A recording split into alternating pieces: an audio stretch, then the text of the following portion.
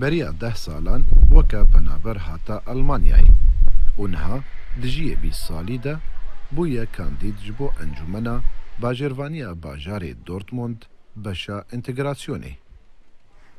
زاروکن هەنە وا داڕاوینە نەخوا دکارن عزمانê xwe Kurdî عاداتê xwe مثلا kurs ji ware çêkin ku strana Kurdî reqsa Kurdî tiştê welê mesela û yê mezin jî mesela hene li va de re gelekî ji qewanîna û tiştê welê fêm nakin û em ê arî va tişta de bikin mesela.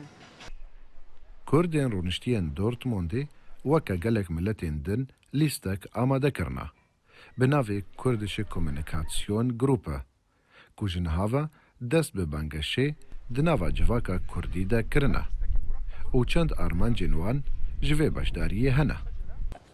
ji me tê xwestin wekû kandîdatê Kurd li vêrê li Almanya li bajarê Dortmund ji me tê xwestin em vê xelkino konibin eş û şiyar bikin eş û gulê derdê wana bigînin ew ê ciyê fermî Alman da ku eger problemên wan hebin muşkilan wan hebe em konibin hil bikin yani ji wan re bidin şîrovekirin û nosîn.